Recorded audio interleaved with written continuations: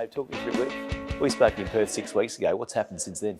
Lots happened since then. Well, let's think. So firstly, we've put out a couple of exciting announcements.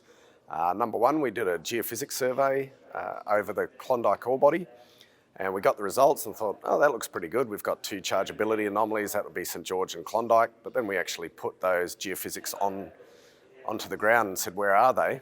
And lo and behold, there was a third shear that we knew about but hadn't really looked at in detail. And if you look at that chargeability anomaly, it looks exactly the same as Klondike, which has 1 million ounces. So buried maybe under 40 metres, and which is why it doesn't look that exciting at surface. So we're going to put a drill rig on that in the next week or two. So that was pretty interesting. A couple of days ago as well, we put out some more drill results. So we've been looking about up to 5 kilometres west of Klondike.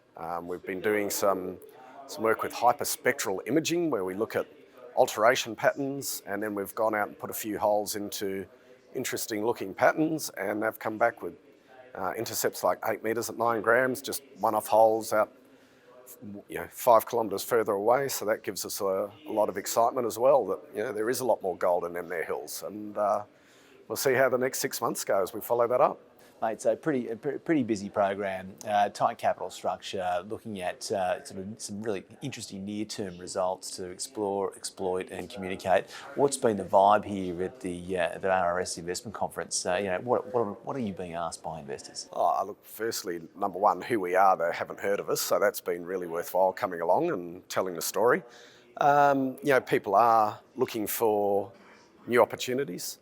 I think people have been burnt by some of the junior gold sector lately, and so they want to know what we're doing differently and why we will be a success.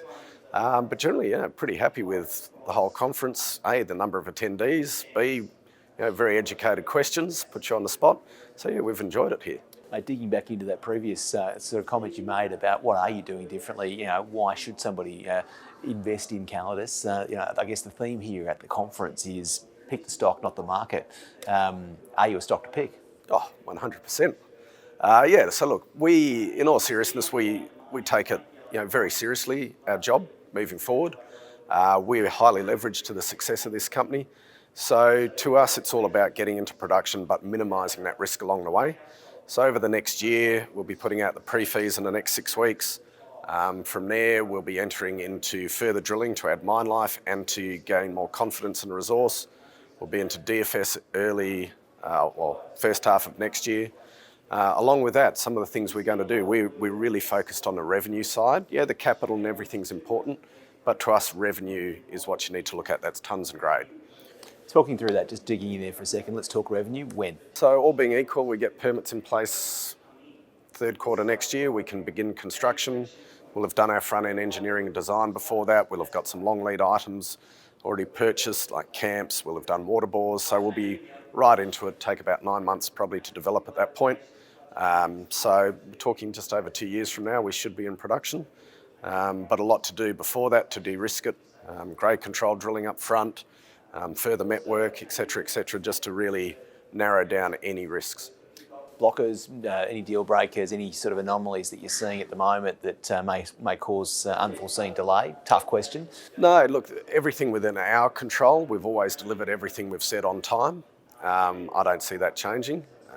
So the only one outside our control is government approvals. Depends how many other projects hit the regulator's desk at the same time. We've allowed a year for our approvals. We think that's realistic. But that's in the lap of the gods. In your mind, when you're thinking there and you're sort of throwing strategic darts, what do you think about when you really sort of think, well, what do I want as a shareholder? What sort of shareholder do I want to keep in the business? And how important is loyalty? Yeah, look, all very good questions. So from shareholder, what do we want? Yeah, we love loyalty. We love long-term shareholders, but at the same time, you need liquidity. If you don't have liquidity, share prices tend to suffer. So you need that combination of long-term holder, but also some liquidity in your stock to keep interests up. Without liquidity, new investors come in and say, well, if I can't get in and out easily, then I don't really want to invest. So, which may or may not be a loyal investor. Look, I just think we'd like fully informed shareholders that understand where we're going, not just doing it on a whim. People that understand our timeline, how we work. We're not promising to deliver, 10 bagger overnight. What we're looking at is building solid value over time. So we're interested in shareholders that are interested in partaking in that, and not someone that is expecting an overnight 10 bagger. As they say, pick the stock, not the market. Look for the revenue flow, and perhaps dig into the management team, because that's probably something we haven't spoken about. But I'm sure you put the right people around you to deliver a sustained result. Yeah, absolutely. And I think talking with some of the investors before, I would never be an MD of a greenfields exploration company, because that's not my skill set. So certainly look at the skill set of the management team in particular. I would say before the board. The board is very important to guide it, but it's those people on the ground day to day that are really managing the business. So look at that. We're very fortunate. All of our management team are very experienced, and in other words, we're older. So we're talking plus 20, 30 years experience of people who've built mines, people who've operated mines, people who've run brownfields exploration rather than greenfields, et cetera, et cetera. So we're very much focused on that development side of the business and operating side, and that's what I'd encourage investors to look at: horses for courses. Drilling's underway at the moment. You've had some results come through. When can the next round of results be seen in the market? Yeah, look, probably we'll be looking at another couple of releases every 4 weeks or so as they come out of the lab.